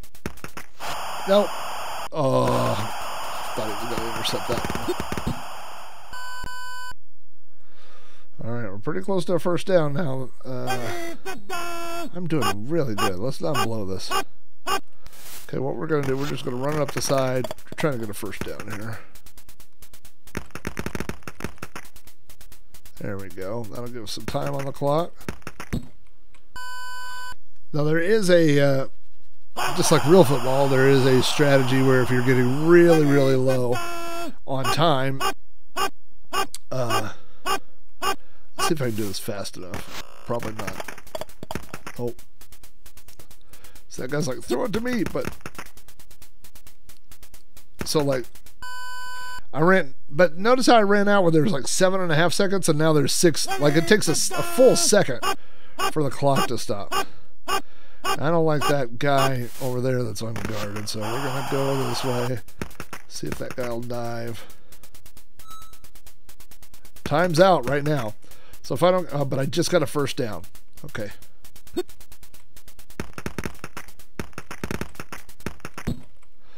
First down gives me a few extra seconds on the clock.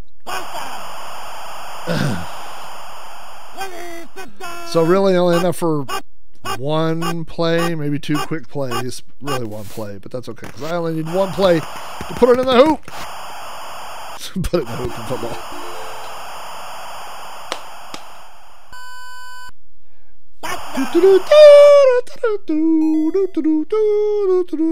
That's the OU Boomer Sooners, baby. Okay, so you hit the button here. Oh, waited too long. No extra point. Now, second half of the game. So the good thing is you're always on offense. So basically you have to beat the first, I mean, it's not really 2 levels, it's the 2 half of the games, right? Blew it. So what you want to do is move, like keep moving over and hit those guys with your other blockers.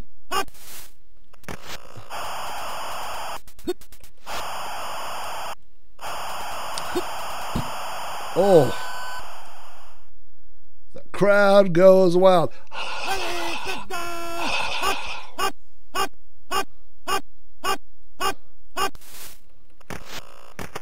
Like, oh, that was close.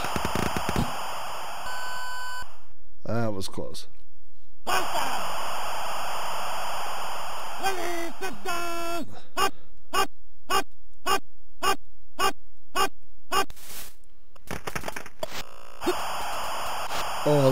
Oh, that was, yeah.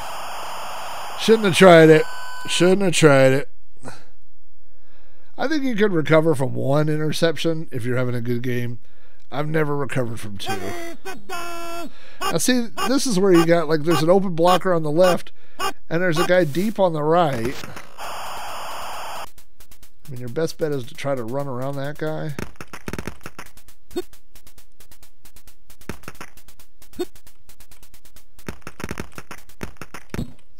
So if two guys hit you, you're down, or if a diving guy hits you, you're definitely down.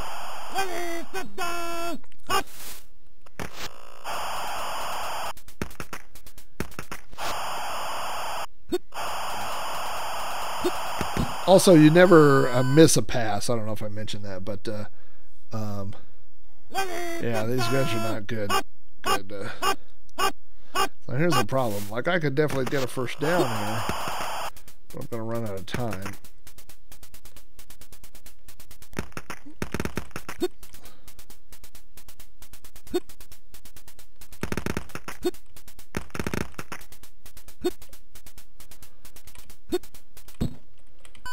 Wow, that's the best run I've ever had in the history of this game.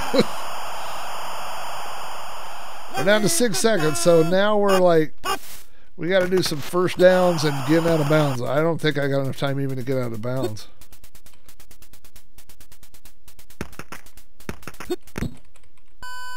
Short of the first down, and end of the game. That's a tough one, man. That's a tough one. That's a hard game. Let's see if we got any other versus games in here we want to try. We've been on for a little while, but we padded some of that time with one-up talk. So thanks again for to Charlie Farr, who with the raid. Charlie Farr, like I said, if you want, he plays all different kinds of stuff. He plays retro computer stuff. I've tried to get, what I want to get is one of these nights when the Amigos are done with their stream and they're looking for somebody to throw it to. Charlie Farr is, a lot of times he's online. And like I said, he plays old computer stuff, a lot of old computer stuff, a lot of Commodore stuff, a lot of arcade stuff. What in the world is this?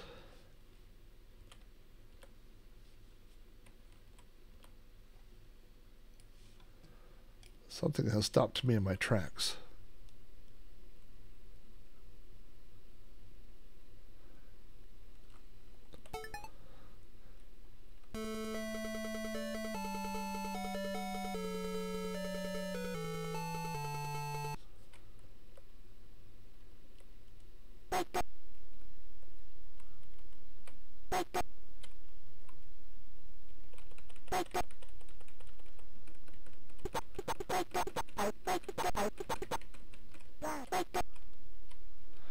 I'm the guy who's just a shadow, by the way.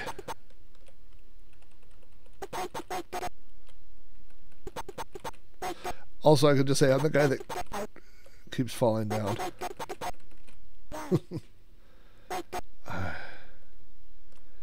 Yeah, Charlie Farr, good people.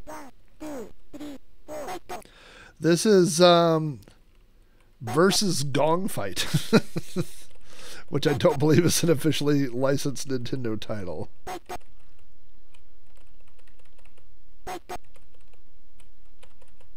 This is my new technique called run across a jab and then run away.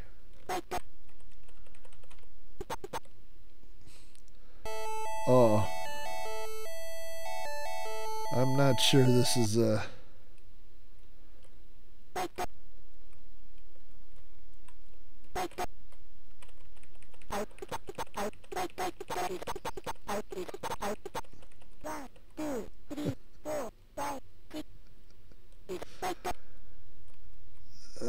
yeah, this is the key is not to stand and trade blows with him, I can tell you that.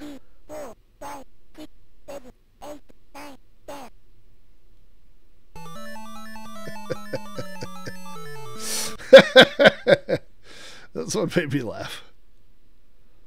Sometimes that's all we could ask for, right? There's actually some different ones in that same little family. Oh, you know what? Ring Fighter. Let's see what this is. It's the alternate ROM set.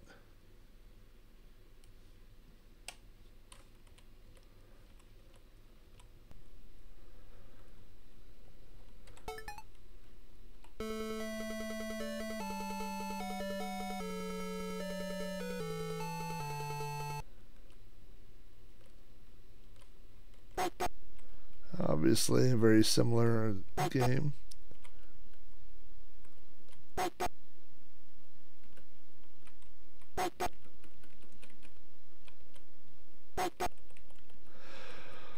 So I'm trying to figure out. Oh, it really does. I guess you are kicking. Are you kicking? No. Oh, it's an uppercut and then it's a straight punch. So punch, punch, uppercut, uppercut, punch, punch, uppercut, uppercut, punch, uppercut.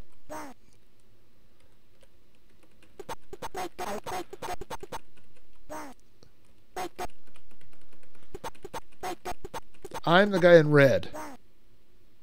I'm really not, but you don't know. Maybe I am. Look how great I am. I put him down.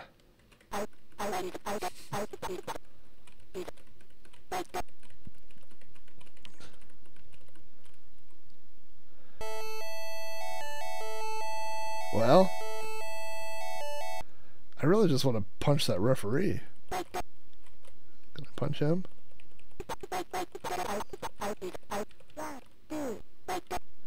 Oh, did I knock him down? I did.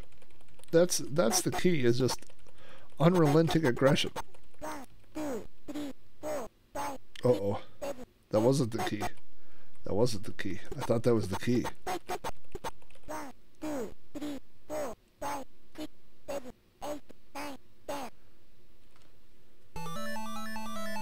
Oh, boy. Well, that's a treat. Versus Gong Fight. What else do we got? Versus Baseball. Don't Ask for No. Versus Castlevania. That's not my game.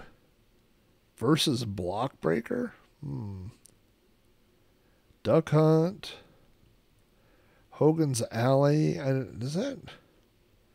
some of these require... there's Ice Climber, which is if you had a early launch NES. You're familiar with some of these. Versus Pinball. Versus Slalom. That's a classic. Versus Soccer. Oh boy. So, versus Stroke and Match Golf.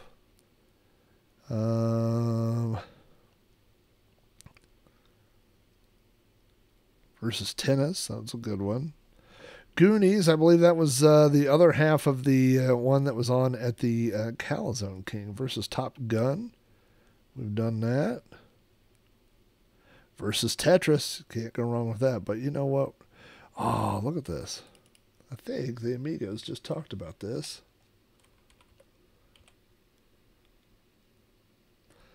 They talked about Xevious, but boy, did they not talk about Super Xevious.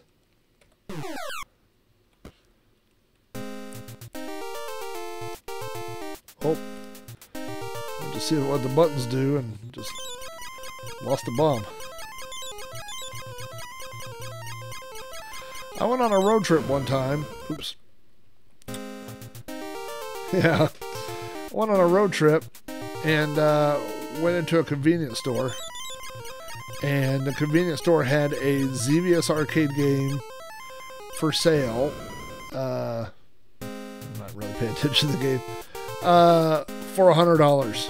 It was like a coin op that was in the back of the convenience store. And what have I done? Well, I gotta pay more attention here. And we were so far away from home. There was no way to get it home. I mean, it was just literally like, we were in the minivan with 4 kids. Like, what am I gonna do? You know? God, that guy's a sharp shooter, isn't he? Okay. So,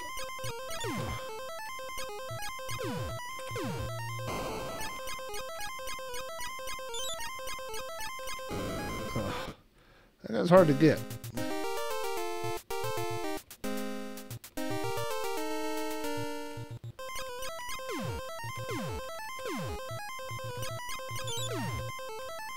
Oh, that guy stays dead. Well, that's nice.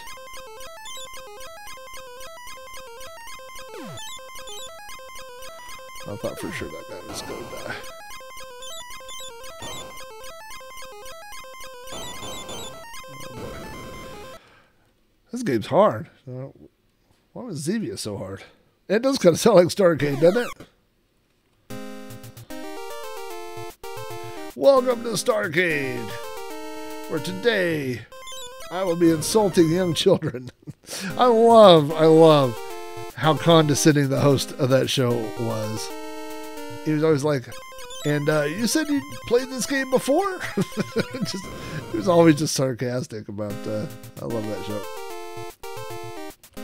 I might watch some STARCADE tonight.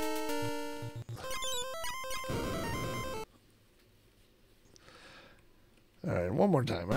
Surely I could get to the castle. It's like I'm getting killed during the table of contents. It's like I haven't even made it to the first chapter. No.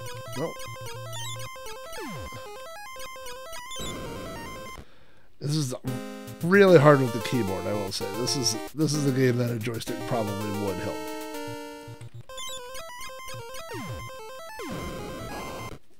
I blew that thing up. Why is it still shooting me? Golly. This is tough. You never seen STARCADE? Oh, man. STARCADE is a classic.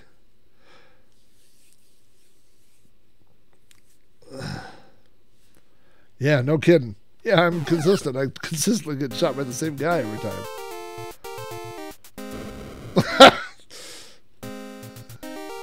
It appears I'm not in on the flight patterns.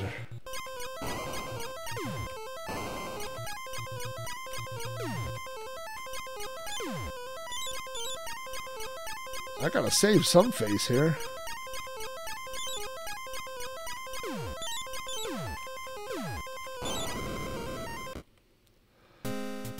I like how it puts me right back to the... You know what? After this game, I'm going to put on 30 seconds of STARCADE. And I'll hook you up with a place to find some episodes.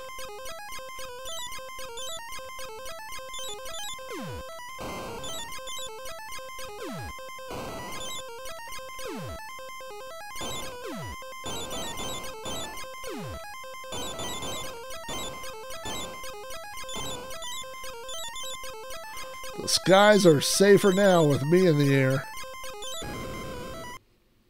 All right.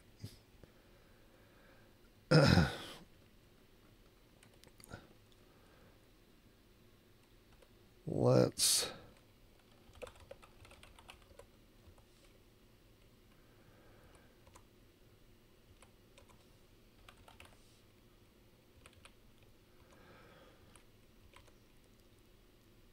see here. Let me find a good episode. Here's one with Robotron, Pingo, and Cubert. This is STARCADE Game Show, a game show for today. And here's your host, Mark Richards. Welcome to STARCADE. Our two players have been warming up. Oh, that's not the original host. I mean, that's. They'll be competing against each other for fantastic prizes by playing the world's newest. Here we go. This is STARCADE, TV's first video arcade game show, starring your favorite video games, and some brand new ones being introduced to the public for the first time anywhere. And now, here's So, Adam, if you never saw this game or this show, so they would get contestants, and then they would make them play games, and whoever got the highest score would win the round. But the games are all limited to time, like 30 seconds or something. So your normal strategy for a game may not be the best strategy. Like if you're playing Pac-Man, you would just want to get as much fruit and eat as many ghosts because that's going to be way more points than trying to clear a level. You see what I'm saying? I don't know exactly when it aired. I know it was in the 80s. Welcome to STARCADE. Nice studio audience here, and welcome to you at home. We have some good contestants here. Let's meet them right now. Your name, sir? Dave Newberg. Dave, tell me a little bit about yourself. I'm 26 years old, and I'm from Oakdale, California, the cowboy capital of the world, and I race slot cars professionally. No kidding. Boy, that's interesting. I haven't seen a slot car race in some time, but for a while it was a really popular sport. I didn't know it was still going on. It dropped out for about 10 or 12 years, and I am responsible for bringing it back in the Central Valley. Well, congratulations to you. Welcome to STARCADE. Right, I'm not sure that's true. A gift for the MC. Thank you, Dave. That automatically, of course, makes you the winner for the day. Okay, thank you very much. That's very nice. I will keep that. And what do you have for me? Nothing. Nothing, huh?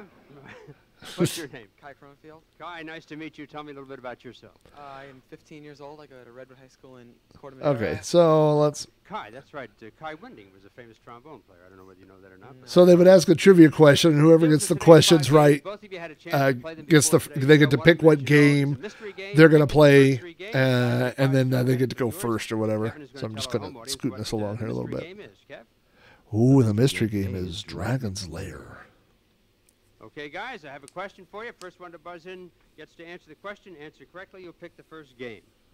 In Star Wars, after the Death Star is blown up, Obi-Wan Kenobi says, A, use the Force, Luke, or B, the Force will be with you always. David? B. B, the Force will be with you always, right? Good job. All right, David, you pick the first game. What's it going to be? How about Change Lanes? One of my favorites. I have over 1 million points in that game, as a matter of fact, and Kevin will tell us about Change Lanes. I had this weird feeling that the host was always a little drunk. I don't know if that's true, but I always feel like he always had maybe a little sip before the camera started rolling. That's my favorite game. World leadership.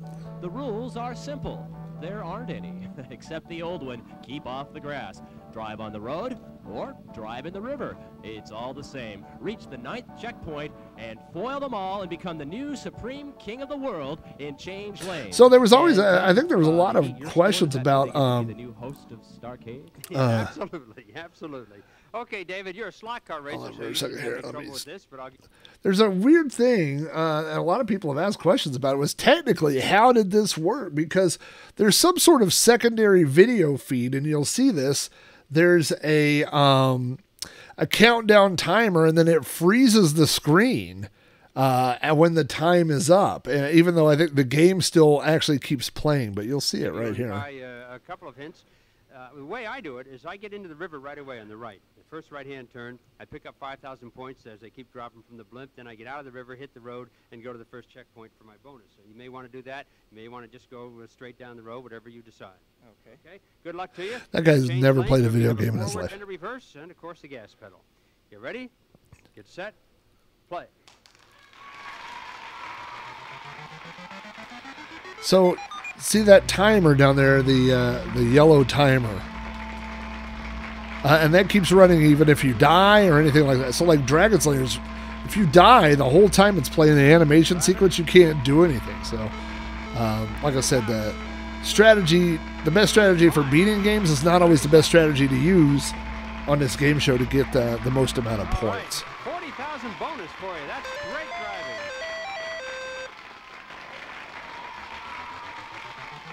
I just wanted to get to the where it freezes at the end, because it's something interesting technical things that they're doing.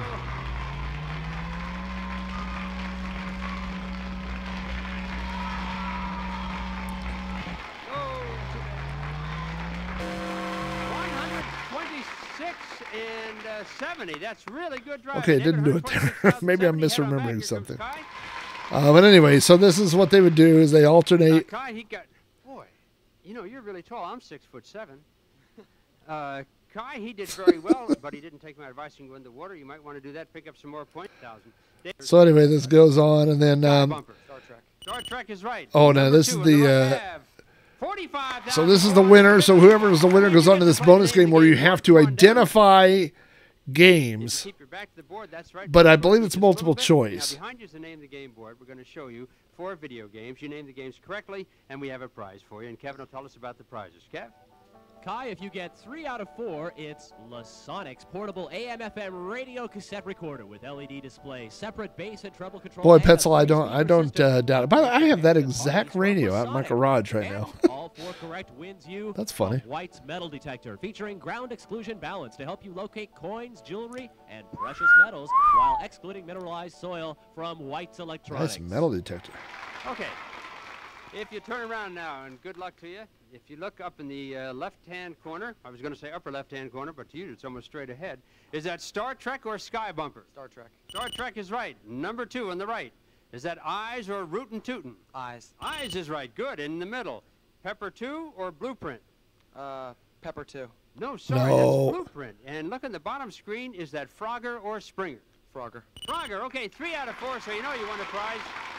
Nice going, you have a pretty good lead in the game, but we'll see if that changes or not right after these words. So he won some prizes. There's a little.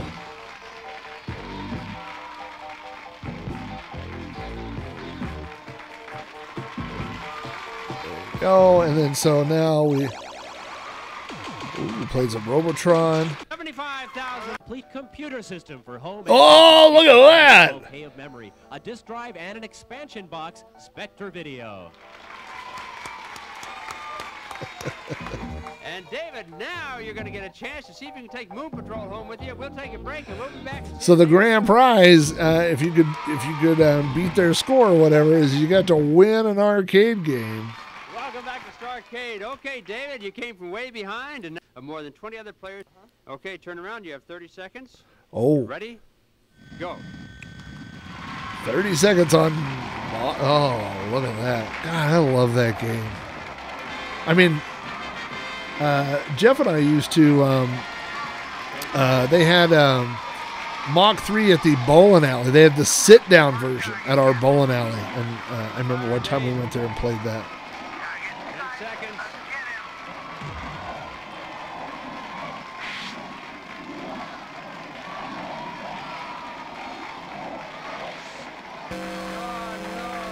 Too bad. Didn't make it, but gosh, I'm sure you had a good time here at STARCADE. You got some nice prizes. You're a champ of the day. Right. Congratulations to you, David. Look at that. There's Dave's family. Good job, Dave. This is Jeff Edwards. See you on the next STARCADE. Until then, I hope all your troubles get zapped. Bye-bye. It was a Laserdisc game. They had the backgrounds were all This Laserdisc. is Kevin McMahon speaking. STARCADE is a JM production. So yeah, that's STARCADE. Maybe one of these nights we'll do we'll set up STARCADE and then we'll play the games that are on STARCADE. That might be a fun challenge to set up. So anyway, it's time for me to go. We went through some pictures of the old Donkey Kong off at in Denver. We played some Nintendo versus games, and then we played some weird versus games that I don't think were Nintendo versus games, and wound up with a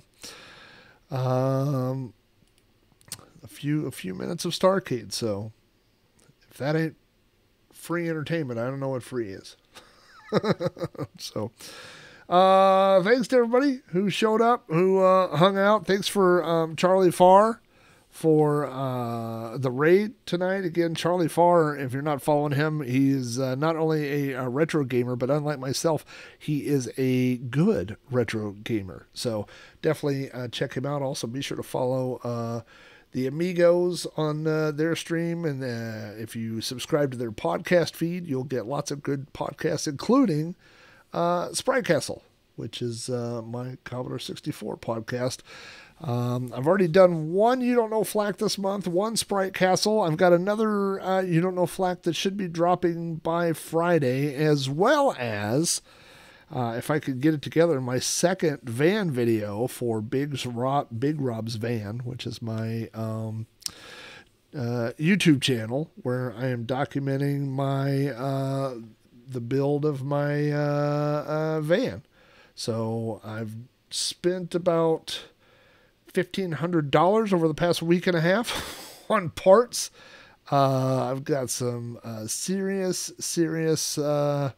piles of parts that are backed up right now, and just waiting for someone with the drive and the knowledge and the talent to put it in. So if anybody knows who that guy is, let me know, and I will hire him to come finish this job. So thanks seeing everybody here at the very end. Texas Foosballer, Drazoo, Adam, of course Amigo, Aaron, Jeff's in the house. Let me go click over and see lots of lurkers tonight. Everybody over from the Charlie Far stream that came over tonight. I saw Joey's Bites comment earlier. L. Curtis Boyle's in the house. I didn't see you in here earlier. So anyway, thanks to everybody. Steve Burtz, I see you in there. Texas Foosballer, I think I said you. And 1010, of course. Like the secret ninja he is, hanging out in the back. So thank you guys. Of course, if you want to follow or like or whatever it is on Twitch, you'll get notified when I stream. I try to stream Wednesday nights at 7 o'clock Central. Sometimes you want the 12-foot skeleton's taking up too much room in the workshop. I might have to get rid of the 12-foot skeleton. Sometimes I do. Last Saturday night we did the Flack Jam, and we played video game music. That was fun. Of course, for the Saturday night streams, it's all copyrighted music, so that stuff does not get archived. It didn't go to YouTube or stay on Twitch or anywhere. So if you missed the live show, that's it for that. But anyway. I don't know what. Maybe we will try to set up the STARCADE thing next week. I don't know. We'll see. We'll see what happens. Until then, though, everybody, thanks for coming in. Go check out podcast.robohara.com and or just robohara.com or just or whatever. Just find fun stuff to do. See you guys next week.